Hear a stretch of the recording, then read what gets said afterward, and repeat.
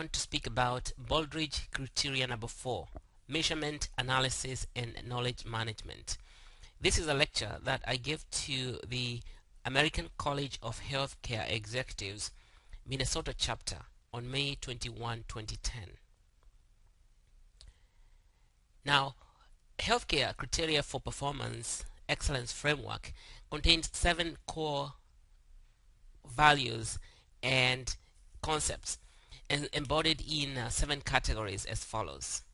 The one is leadership, the other one is strategic planning, the other one is focus on patient, other customers, and markets, the other one is measurement, analysis, and knowledge management, and the other one is workforce focus, then the other one is process management, and then finally the results.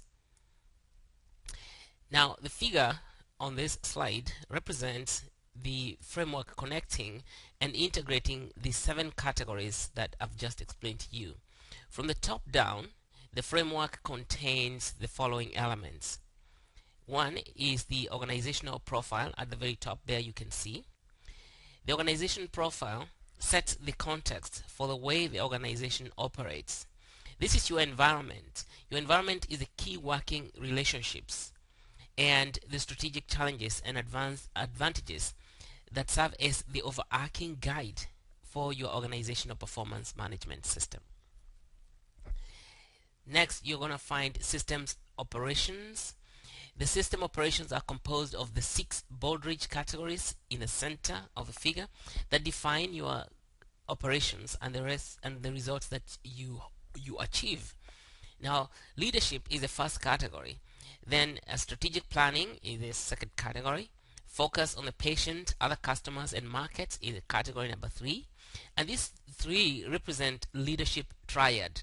So the leadership triad has got leadership as category 1, strategic planning as category 2, and focus on patients, other customers, and markets as category number 3.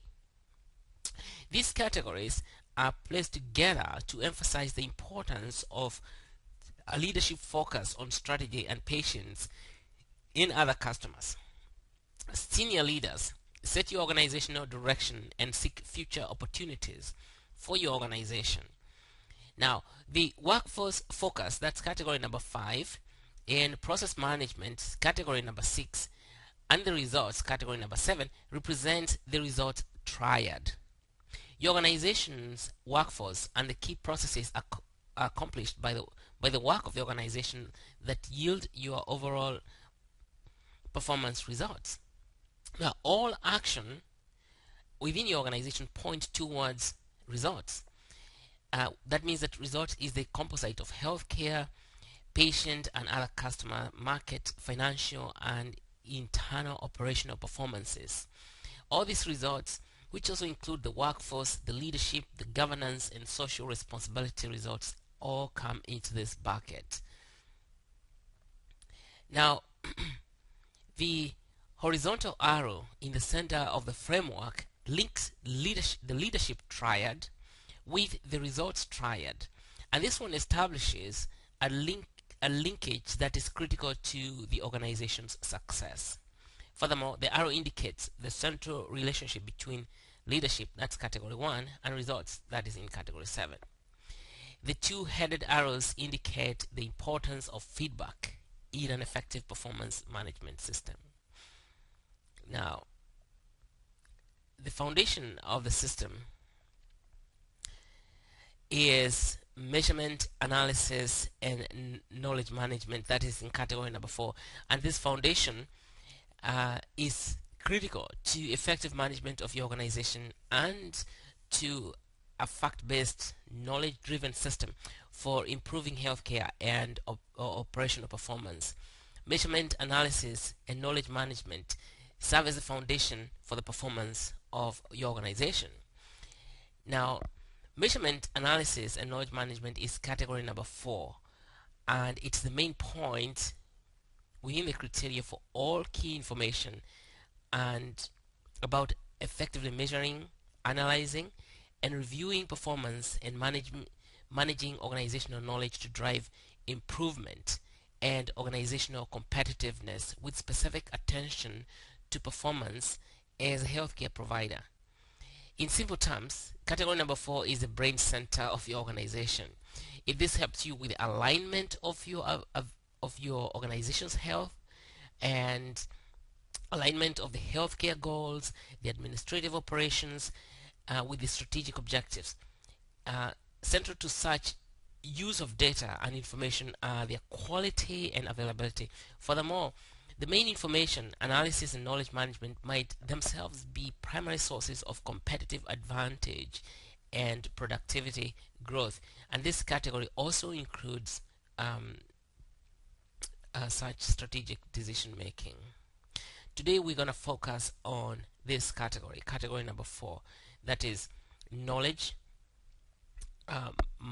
measurement, analysis, and knowledge management. So let's go to the next slide.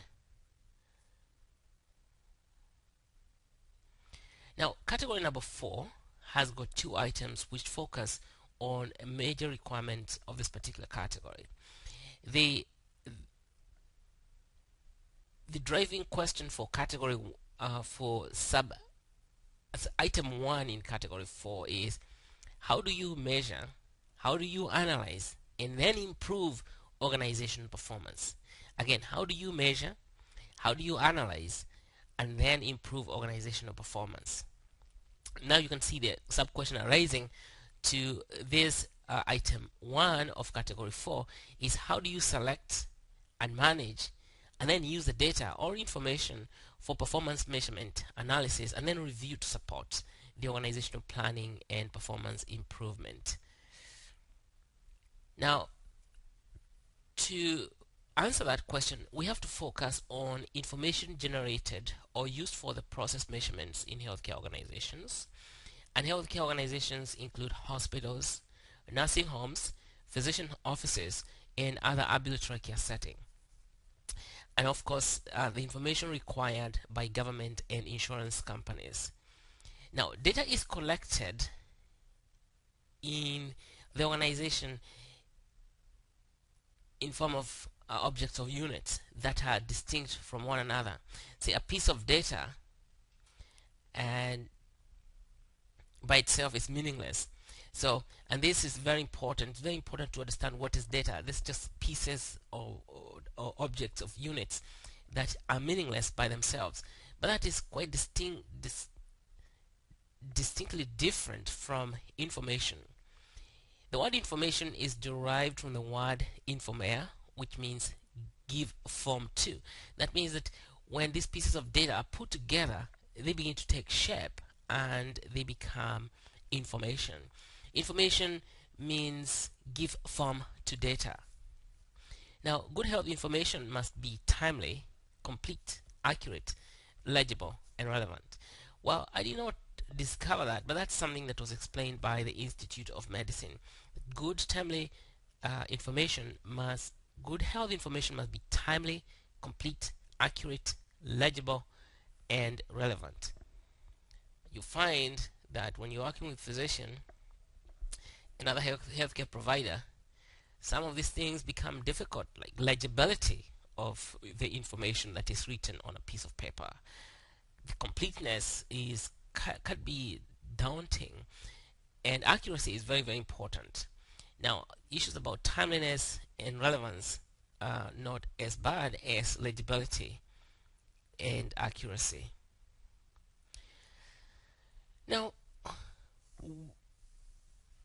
health data comes in different types, and in this presentation I want us to speak more about health information, because data, as we say, is just meaningless units of things, but information is data that has taken form, and that means it has got some meaningful use in the organization. So we have 2 kinds of health information. The first kind is called internal health information, and the second kind is the external health information. Internal health information comes from patients' encounters in general operations within the organization. Now, the external data or external information is the comparative data that, when you're comparing your organization with other organization, or the systematized expert knowledge that maybe is coming from the systematized bar, and this is knowledge that is appearing in published or medical journals, or clinical consensus statements, or operations manuals for handling operations in organization. As you can see, the internal data mainly which comes from patient encounter is patient specific, and patient specific information can be clinical, administrative, or combined. You can have both a patient specific, clinical, and administrative, or you can have a patient encounter that then is aggregated to a common pool of patient encounter information. And you can also have patient encounter information that is aggregated and then compared with patient encounter information from other places. Now, let us look closely at the internal data or internal information in an organization. In this slide, I am going to show you a table that I got from a textbook written by Wagerly and Glazer, published in 2005. And you find that this is internal information, the sources of internal information, which can be either patient specific, aggregate, or comparative. And patient specific information can be collected for different purposes, either administrative purposes or clinical purposes, or for both administrative and clinical purposes combined. And what the patient-specific clinical information includes the patient identification sheet that the patient completes at the intake into a clinical scenario, the problem list that emerges, the medication record, the history, the physical examination, the progress notes, the consultations with the physician orders, the lab results, the x-ray results, immunization record, and all that stuff is clinical patient-specific information. On the other hand, you have administrative patient-specific information, which includes the identification sheet itself, the consent forms, authorizations that patients give to get procedures done, in the scheduling, the admission or registration, insurance eligibility, billing, diagnosis codes, and procedure codes. Again, this internal information can come in form of aggregate information, which is seen in disease indexes, specialized registers, and outcome data, and statistical reports, trend analysis, ad hoc reports. Now, the administrative sources of internal data include cost reports, claims, denial analysis, staffing analysis, referral analysis, statistical reports, trend analysis, and ad hoc reports. So let's speak about go more deeply into discussing the patient-specific clinical information, which is embodied in the patient record. Now, there are several purposes for maintaining a patient medical record, or what you call a clinical medical record. As we move in towards more and more into electronic information systems,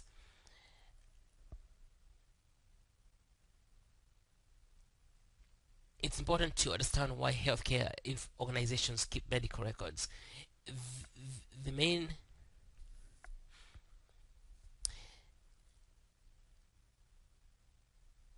reasons why a healthcare organization maintain a medical record are not going to change because of the advent of the electronic healthcare system. They are going to remain the same. And we maintain the medical record for the purpose of patient care, for the purpose of communication, for the purpose of to serve as a legal document, for billing purposes, billing and reimbursement purposes, and for research and quality management.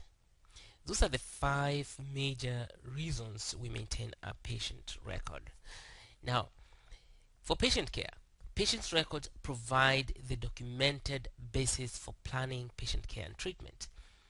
This purpose is the first and foremost reason for maintaining a patient record, because how else would you know how your patient is doing apart from looking at the patient record itself? So a healthcare executive must make sure that every health provider in the organization is involved in maintaining an accurate record of the patient, and must keep this purpose in mind, that the purpose of the patient record is to take care of the patient. Too often, other purposes of the record, such as billing, become more important in the eyes of the healthcare administrator. Billing and reimbursement, and they can supersede the need to understand that we maintain a patient record specifically for patient care, primarily for patient care. And that has to take precedence all the time. So the second purpose is communication.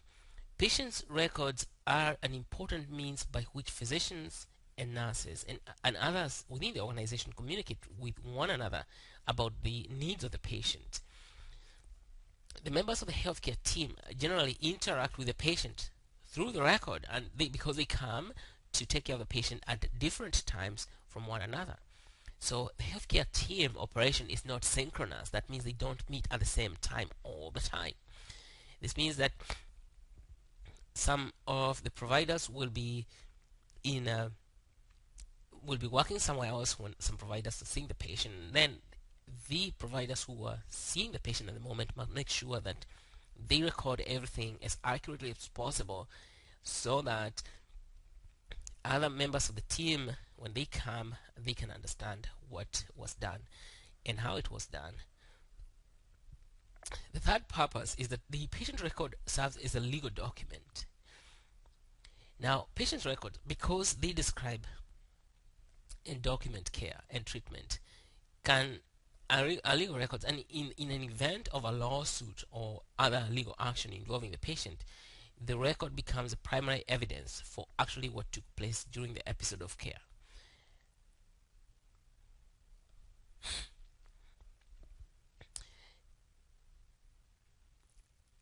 Now, if something was never documented, it was not done. That means that if it doesn't appear in the record now in legal terms, then it never happened. The fourth purpose of the patient record is billing and reimbursement. As you can see, billing and reimbursement comes way down, and sometimes the healthcare executives forget that the purpose for having a patient record is not for billing, but the purpose of healthcare record, mainly the purpose number 1, is to maintain patient care, and then billing and reimbursement come number 4. Patient record provide a documentation that patients and payers can use to verify their billed services. Insurance companies and third-party payers insist on clear documentation to support any claims submitted. The federal programs, Medicare and Medicaid, have oversight and review processes in place that use patient records to confirm accuracy of claims filed. Filing a claim for a service that is not clearly documented in a patient record could be construed as fraud. Now, the final and important purpose of the patient record is research and quality management or quality improvement. So we use patient records in many facilities for research purposes and for monitoring quality of care provided. So the patient record can serve as a source document from which information about certain diseases or procedures can be taken. For example, although research is most prevalent in large academic medical centers, studies are conducted in other types of healthcare. organizations as well. Alright, now let's talk about the content of the patient record. The patient record contains an identification sheet, the medication record, the problem list, the history and physical examination details. It contains the progress notes, the consultation and physician orders, X-ray imaging and X-ray reports, laboratory reports, and all that kind of stuff. The record also contains consent and authorization forms, operative reports, pathology reports, and the discharge summary.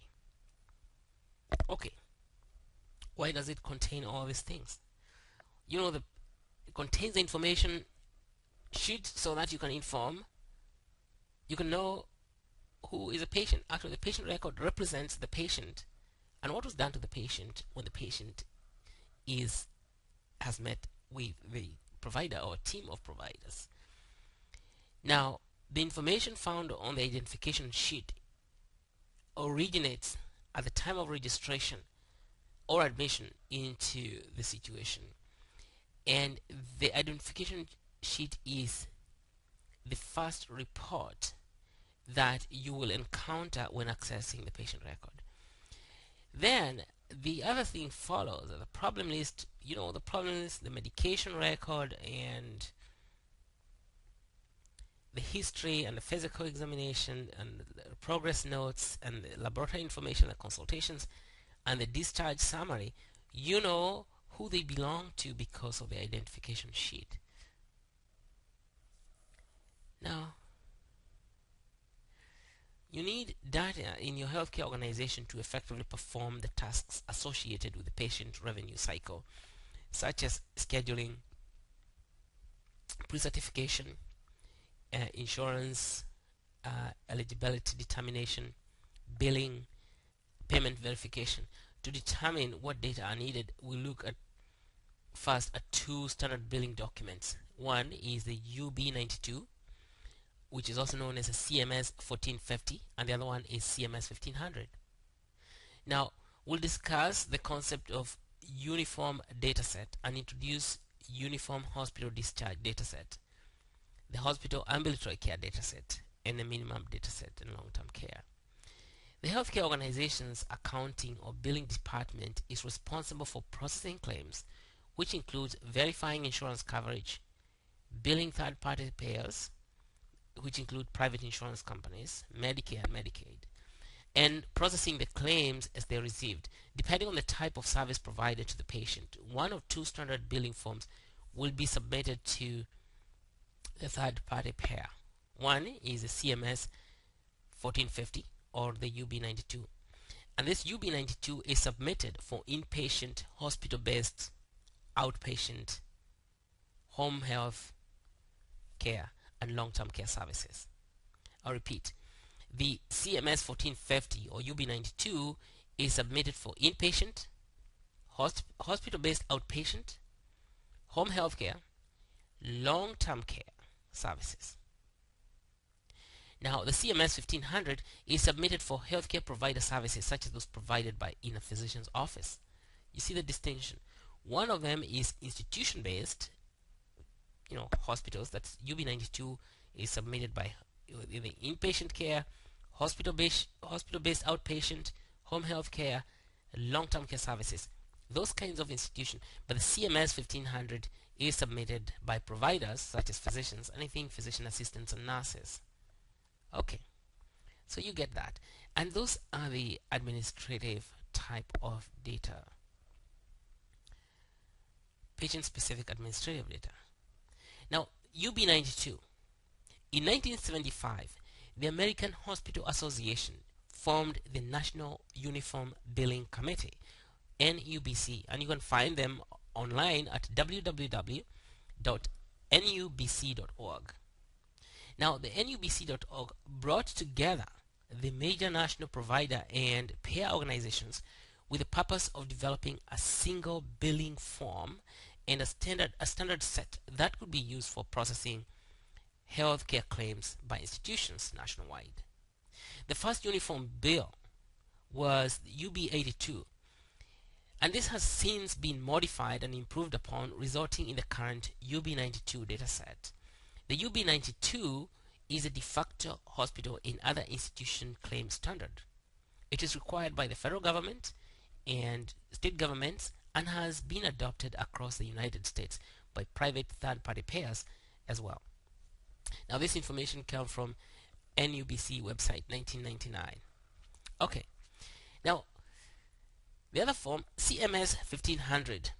So the National Uniform Claim Committee, NUCC, and you can find them online at www.nucc.org,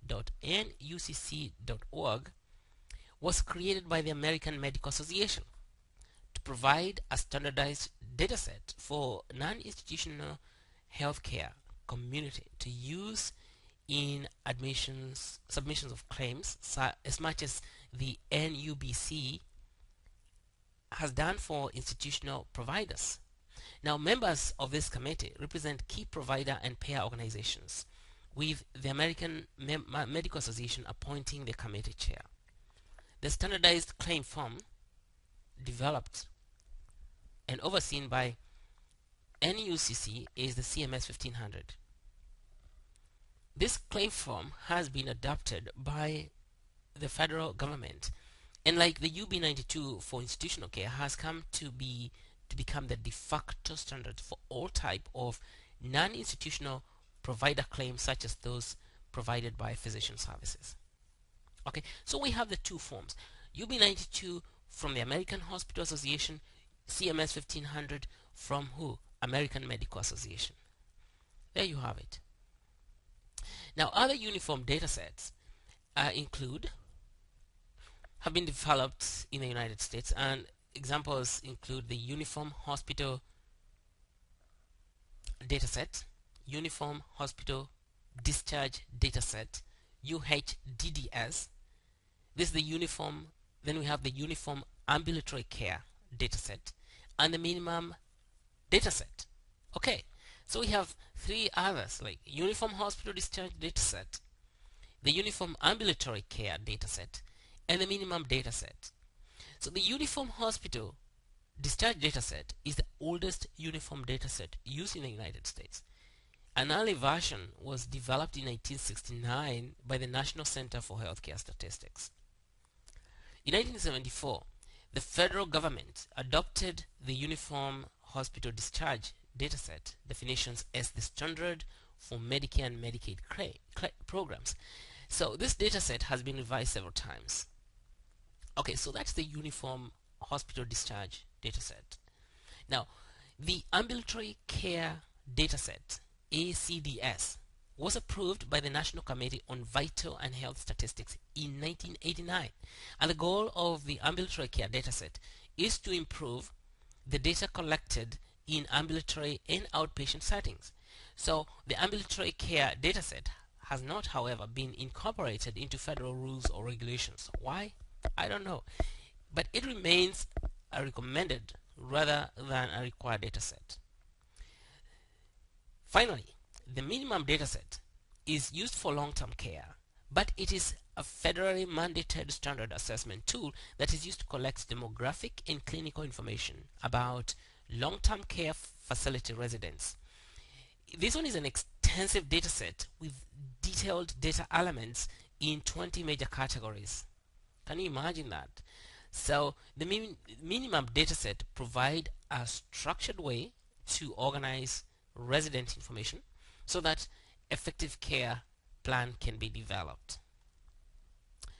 Okay, so we have seen that the diagnostic and procedure information is initially captured in narrative form through the physicians and other healthcare providers' documentation in the patient record. We have also seen the administrative information that is gathered using different kinds of forms. Now, the clinical information is subsequently translated into numerical codes. Now, coding facilitates the classification of diagnosis and procedures, not only for reimbursement purposes, but also for clinical research and comparative studies. Two major coding systems used in healthcare include the ICD-9 CM and the CPT code. ICD-9 CM refers to the International Classification of Diseases, 9th Division, clinical modification, modified for use in United States. And it's published by the National Center for Healthcare Statistics. The CPT, or the current procedural terminology, was published by the American Medical Association. Now, the American Medical Association publishes and updates the current procedural terminology each year. Unlike the ICD-9, CPT is copyrighted with all the rights to publications and distribution held by the American Medical Association. So American Medical Association owns it. CPT was first developed and published in 1966. Now, the stated purpose for developing CPT was to provide a uniform language for describing medical and surgical services. In 1983, however, the government adopted the CPT in its entirety as a major component known as Level 1 of Healthcare Common Procedural Coding System, HCPCS. Since then, the CPT has become the standard for physician's office, outpatient, and ambulatory care coding for reimbursement purposes. Now, what is ICD-9? Now, the ICD-9 CM classification system is derived from the International Classification of Diseases. Now, the ICD-9 was developed by the WHO to capture disease data. So, ICD-9 clinical modification is the modification for the United States, and it's used in US to code not only diseases information but also procedure information. And an update to the ICD-9 is published each year. This publication is considered a federal government document whose contents may be used freely by others. However, multiple companies republish this government document in easier to use, annotated, and formally copyrighted versions. The procedures to the precursors to the current ICD system were developed to allow morbidity, that is illness and mortality or death statistics, to be compared across nations. But the ICD-9 clinical modification or ICD-9 CM system, however, has come to play a major role in reimbursement to hospitals in the United States. Since 1983, ICD-9 has been used for determining the diagnosis-related groups, or the DRGs, into which a patient is assigned. DRGs are the basis for determining appropriate inpatient reimbursement for Medicare, Medicaid, and many other healthcare insurance beneficiaries. So, accurate ICD-9 CM coding has the consequences to become vital to accurate institutional reimbursement.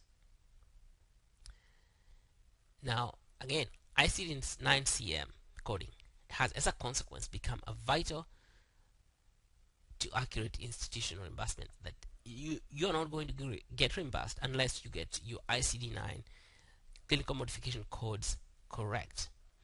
Now, let me say this, that the 10th revision of ICD has been published by the WHO, and it is widely used in countries other than United States. The US government has published the draft modification for ICD-10 and will begin the official use of ICD-10 in October 1 in 2013. Why haven't we moved to ICD-10? Don't ask me. American providers will use the clinical modification ICD-10 for diagnosis and coding as of October 2013. And then after that, American providers will also use ICD-10 procedure coding system, or ICD-10 PCS, for inpatient procedure coding. It's getting more complicated, ladies and gentlemen. Now, all HIPAA covered entities must make the change. A prerequisite to the ICD-10 is adoption of electronic Data Interchange, or EDI, version 5010 by January 2012. That's not too far, people.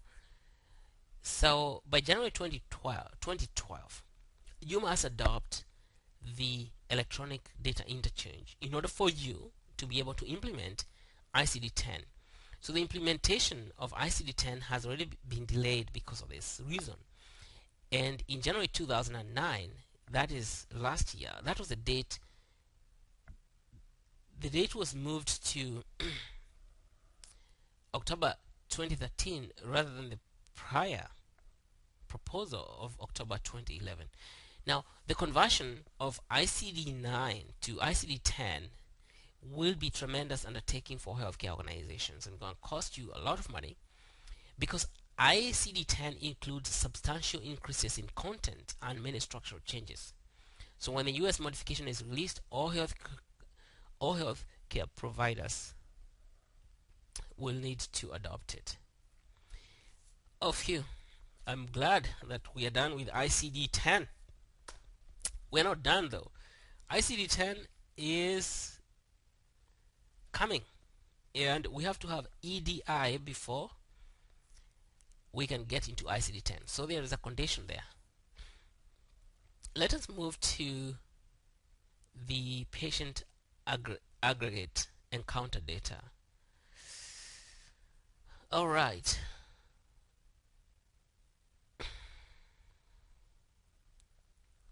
The aggregate encounter data includes basic healthcare statistical reports, claims, denial reports, and cost reports. In keeping with our focus on information unique to healthcare, we will not discuss traditional income statements, cash flow statements, and other general accounting reports, okay? Let us just focus on information unique to healthcare. Now, two basic types of information, aggregate patient encounter information, will be discussed in this section, and these include Medicare cost reports and basic healthcare statistics reports. Okay. Medicare cost reports are filed annually by all hospitals, home health agencies, skilled nursing facilities, and hospitals that accept Medicare or Medicaid. These reports must be filed within a specified time after the end of a fiscal year and are subject to scrutiny via compliance audits. And I tell you, those are not good things. The cost report contains such provider information as facility characteristics, utilization data, costs, and charges by cost center in total for Medicare, and Medicare settlement data and financial statement data. Preparation instructions and actual forms can be found on the CMS website, that is www.cms.gov, www.cms.gov. Medicare cost reports are used by the CMS not only to determine portions of an individual facility's reimbursement, but also to determine Medicare rate adjustments, cost limits, and various wage indexes. The categories of statistics that are routinely gathered for healthcare executives and others include census statistics, discharge statistics, and few.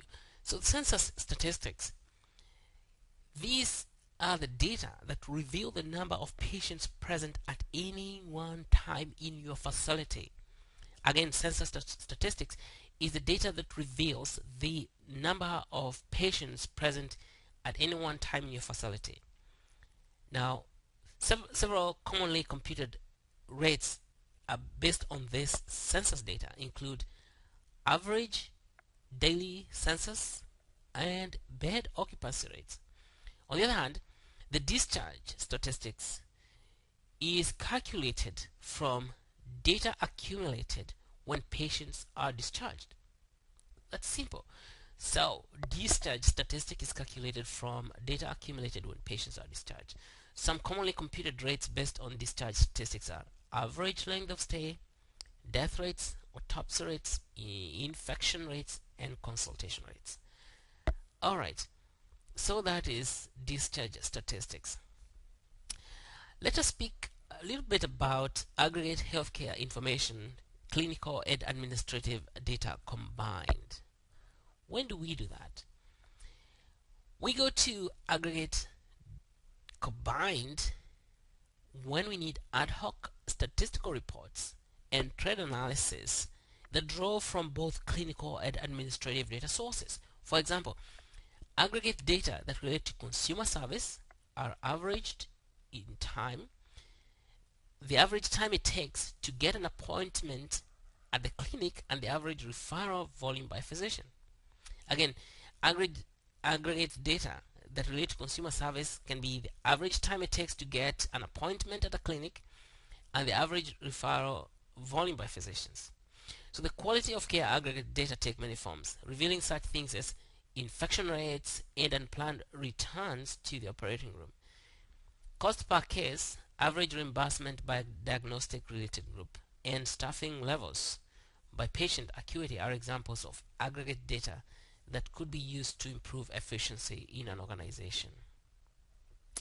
What about the comparative and information used for both clinical and administrative purpose by healthcare organization? This is external data. Now, external data or comparative measures are outcome measures. Examples are outcome measures and balanced scorecards. Outcome measures are measurable results of a process.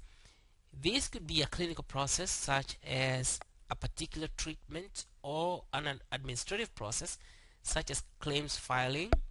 Outcome measures can be applied by individuals or groups. An example of simple clinical outcome measure is a percentage of similar lab results that occur within a month for a particular medical group. Okay? An example of an administrative measure is a percentage of claims denied by Medicare during 1 month. Implicit in the idea of measuring outcomes is that they can be usefully compared over time or against set standards. The process for comparing one or other outcome measures against standard is called benchmarking. You all know that, benchmarking. So outcome measure and benchmarking may be limited to internally set standards. However, frequently they are involved in comparison with externally generated benchmarks or standards. Okay, let's go to the balanced scorecards. Balanced scorecard represent another method for measuring performance in healthcare organization.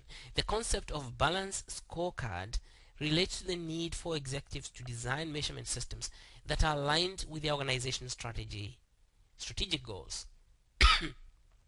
In balanced scorecard system, multiple measures are examined rather than one set of outcome measures that is common in traditional benchmarking. Alright, so comparative health datasets, other comparative health datasets include patient satisfaction survey, and examples of this can come from the PICA survey published by the National Research Corporation. The Press Guinea Associates and the Gallup organization also publish patient satisfaction survey. The other one is the practice pattern by the Letterman's group, and Letterman and D. McCarthy published The Quality of Healthcare in United States, a chart book published in New York Commonwealth Fund. Another source of practice pattern information is the Center for Evaluative Clinical Sciences, published by Dartmouth Medical School in 1996, and also Dartmouth Atlas of Healthcare in Chicago contains information about practice patterns. Now, information about health plans or data about health plans comes from National Committee for Quality Insurance, that's NCQA, and health employer datasets or HEDIS measures. Clinical indicator information is gathered and available from JCO Joint Commission for Accreditation of Health Organizations, ORIX measures. That's JCO ORIX, JCO ORYX measures, and the Center for Medicare and Medicaid Services, or CMS, and other Medicare clinical indicators. So clinical indicators come from two sources: JCO, Center for Medicare and Medicaid, and Medicare clinical indicators.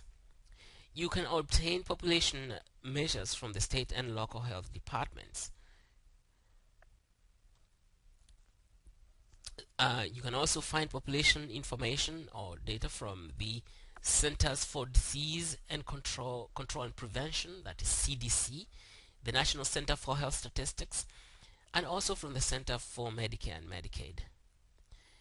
Now, I'm just gonna speak briefly about some of these because it's kind of tricky and many people don't understand all these alphabets. Like, what is HADES? What is JCO? What is NCQA and all that? Let's just talk briefly about that. HADES is the Health Employee Information Data Set, and HADES was created by the National Council for Quality Assurance in 2004, and the mission was to provide information that could enable purchasers and consumers of managed healthcare to distinguish among plans on quality, thereby allowing them to make more informed healthcare purchasing decisions. National Committee for Quality Assurance efforts are organized around two activities: accreditation and performance measurement, and their work is to facilitate these activities. The NCQA developed the Health Plan Employer Data and Information Set, or HADES, in late 1980s. Again, you can see that the HADES, or Health Plan Employer Data and Information Set, is a baby of the National Committee for Quality Assurance, and the National Committee for Quality Assurance created the Health Plan Employer Data and Information Set in 1980s to facilitate understanding of how healthcare plans are providing services, so that we can know how to give credit to healthcare plans and to measure the performance of healthcare plans. So HADES data has been used to calculate the national performance statistics and benchmark, as well as to set standard measures for the National Committee for Quality Assurance accreditation program. Now, specific indicators in each measure categories are measured in each health plan. For example, the NCQA web site offers an interactive tool for obtaining report cards on specific health plans that have undergone NCQA accreditation. These report cards use HADES data as a basis of comparison. In addition, employers and other groups providing health benefits may use HADES data for comparison purposes. So HADES data are also used in the program called Quality Compass, which allows health plans, purchasers, consultants, and media to compare, health plan performance. Health plans must give permission before HADES data can be used in this program. As you know, I think health plans are all full of trouble, and we need to bypass them and create something that rewards the employers themselves. Rather than thinking about health plan employer data set, we should be talking about health employers themselves, the companies that pay for these services, and find a way of rewarding them. We are crediting health plans, but they still refuse to pay for services provided, as we all know. So the National Committee for Quality Assurance also collects Medicare HADES data on behalf of the CMS and Medicaid HADES data on behalf of many state agencies. Okay, ORYX. So what is that? ORYX. ORYX is JCO's ORIX initiative, which integrates outcome and other performance measurement data into hospital accreditation process. In July 1, 2002, accredited hospitals began collecting data on 4 initial core measure sets focused on acute myocardial infarction, heart failure, community-acquired pneumonia, and pregnancy and related conditions. Other sets of core measures are currently being developed, and the beginning of 2004, this data will be used by JCO for focusing on on-site survey evaluation activities. A hospital seeking accreditation is required to select from ORIX core measure sets based on services it provides. However, if the hospital does not provide services in any of the core measure areas, it can select other measures that meet JCO's approval. Comparisons of healthcare organizations' core measures will eventually be made publicly available on JCO website. The current ORIX measures for the treatment of heart failure, for example, include the following 2 indicators. Out of total of 4. Performance measurement name, HF1 discharge instruction.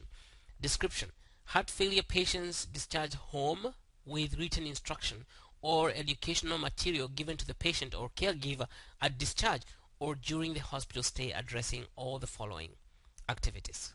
1. Activity level, diet, discharge medication, follow-up appointment, weight monitoring, and what to do if symptoms worsen.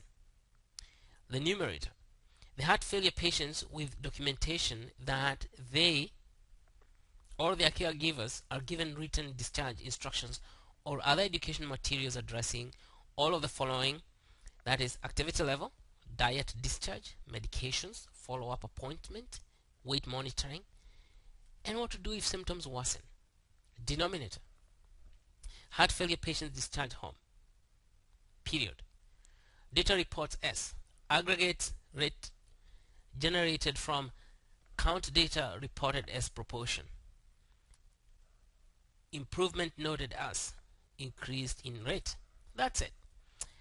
Okay, so that was a little blab about ORIX, and I think you can read more about that from JCO website. You know where to find it: www.jco.gov, www.jcaho.gov.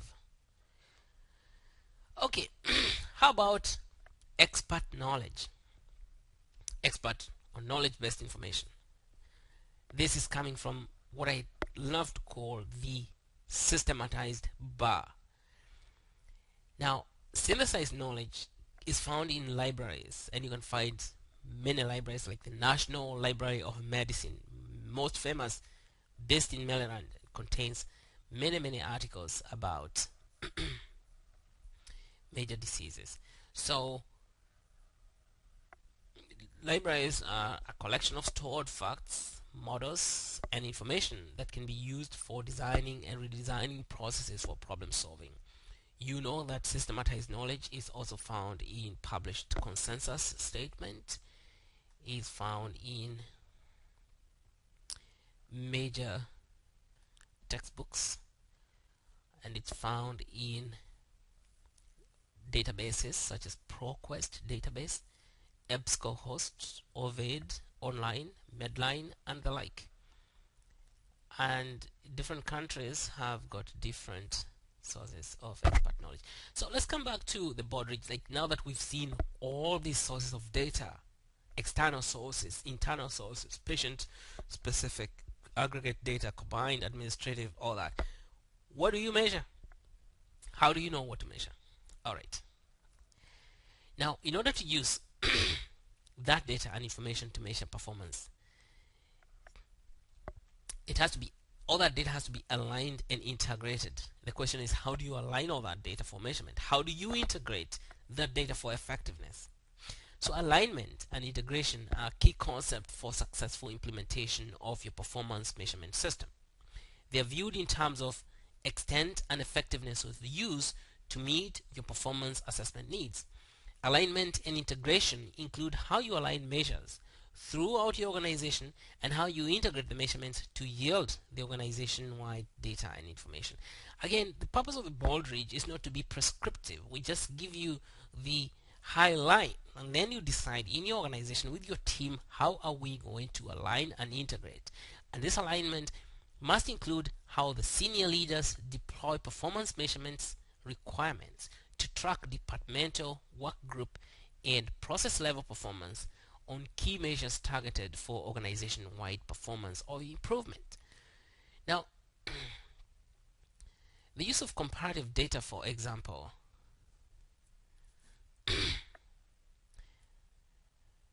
is important to all the organizations, because your organization needs to know where it stands relative to the competitors or relative to other providers, and relative to the best practices.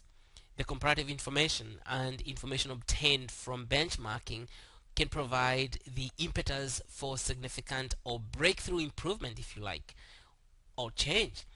And the comparative comparing performance data or information frequently leads to better understanding of your own processes. So when you compare yourself, it's like looking when you compare yourself with others, it's like looking at yourself through the mirror to see where you stand in front of the others. So the others try to reflect back to you how you're performing, and then you can start understanding, having a better understanding of how to improve your own processes and your own performance. So comparative information also may support analysis and decisions relating to core competencies. Like, are you competent enough in this? Do you need to find partners? So you find that by finding comparative information, say, I can't cut this market on my own. I lack in certain areas. I need a partner. Or do you say, instead of going to look for a partner, you can outsource some of those services? And so you can create partnership, you can outsource. So your effective selection and use of comparative data and information require your ability to determine the needs and the priorities. It requires criteria for seeking appropriate sources for comparison, because you don't want to compare apples to oranges. And also you need to determine when it is appropriate to compare apples with oranges, and when it is not appropriate to compare apples with oranges, because it is not inappropriate to compare apples with oranges.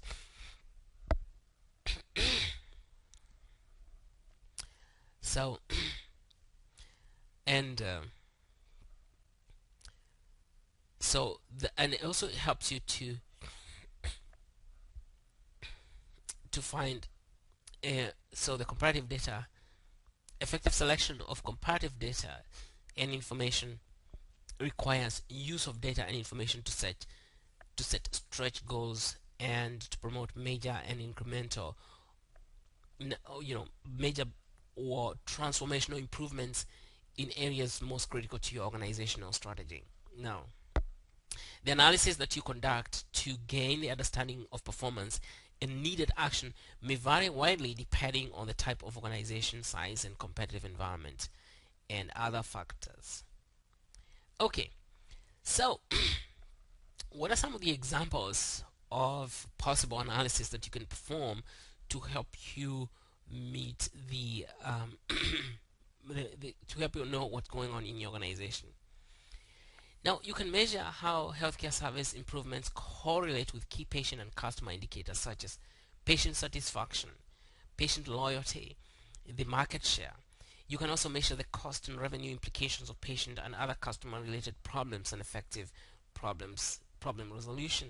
You can measure the interpretation of market share changes in terms of patient and other customer gains and losses, and changes in patient and other customer satisfaction.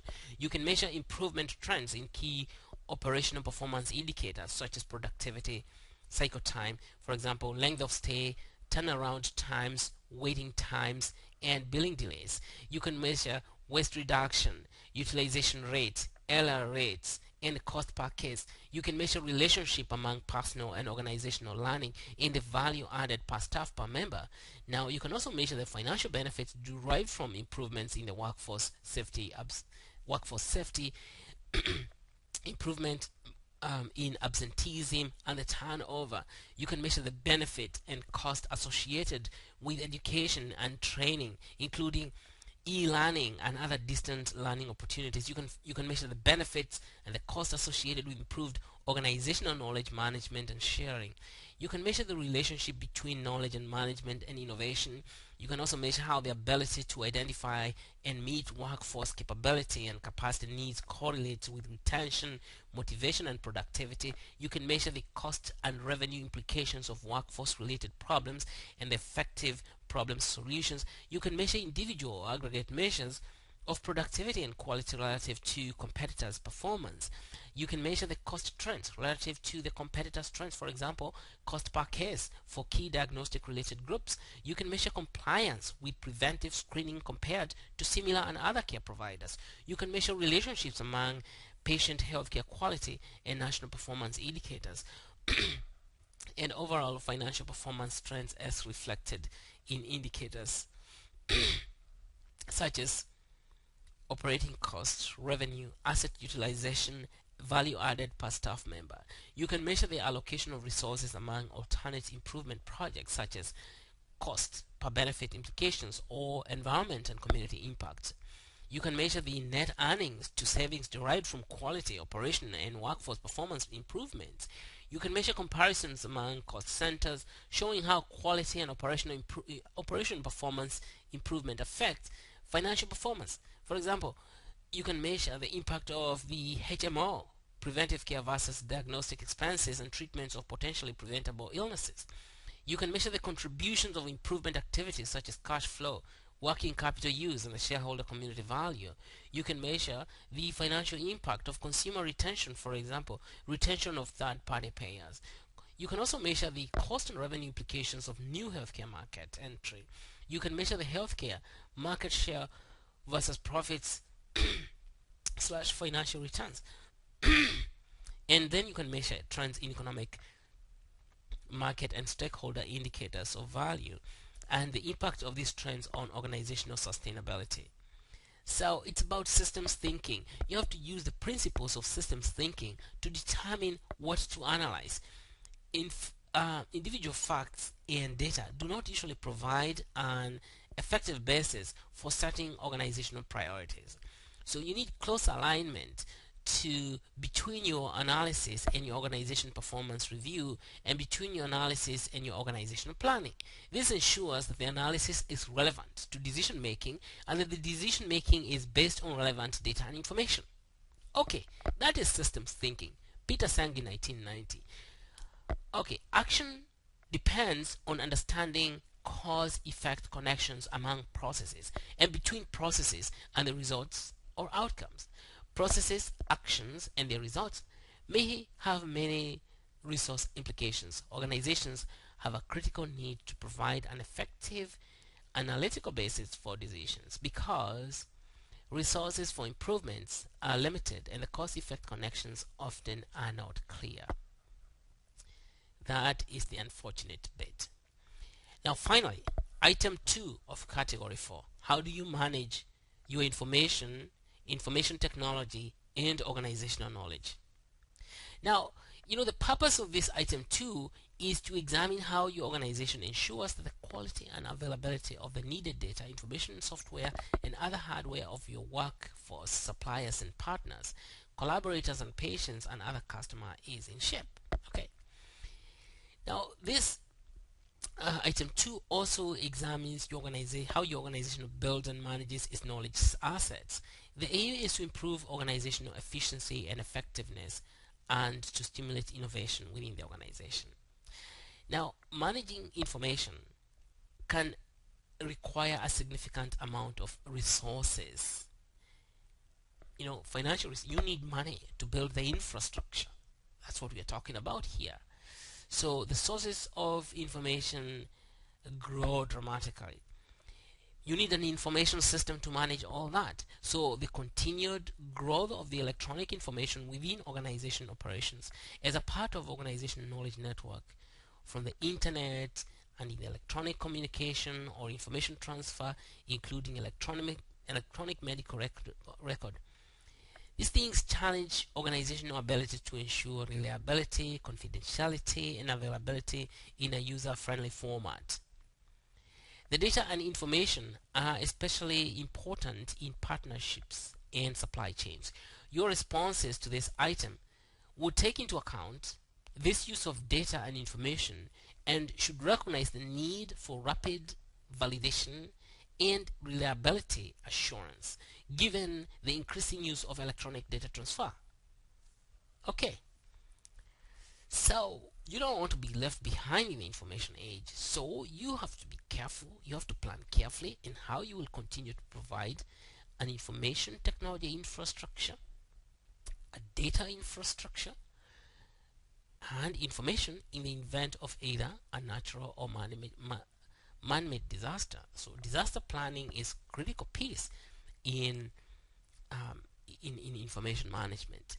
These plans should consider the needs of all organizational stakeholders, including the workforce, the patients, and other customers, suppliers, partners, and collaborators. So when you're planning your information system, you have to include all the stakeholders. That means the workforce, your nurses, your physicians, your physical therapists, whoever works in your institution, the patients themselves, customers, the suppliers, the partners, collaborators, everybody. How do they fit into your information infrastructure? How are you able to reach them through your information infrastructure?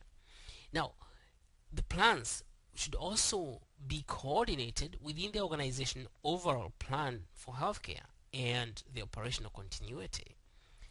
It never gets easy, but it takes thinking deeper into what you're doing within your organization. So the focus of organization knowledge management is on knowledge that people need to do their work, the knowledge that the people need to get their work done, the knowledge about how you can improve processes and the healthcare services, the services that you provide. The focus should also be on keeping current with changing business needs, that you have to have developed the capacity to listen to your stakeholders, listening to your consumers. That capacity requires you to develop a new strategy of knowing, keeping current with the changing needs and changing directions. And then after that, you can develop innovative solutions that add value to your consumers and that add value also to your organization. Ladies and gentlemen, that is these are the references that I used to construct this talk. As you can see, most of it was inspired by Wager, Lee, and Glazer, a book, Managing Healthcare Information System, A Practical Approach to Healthcare Executive.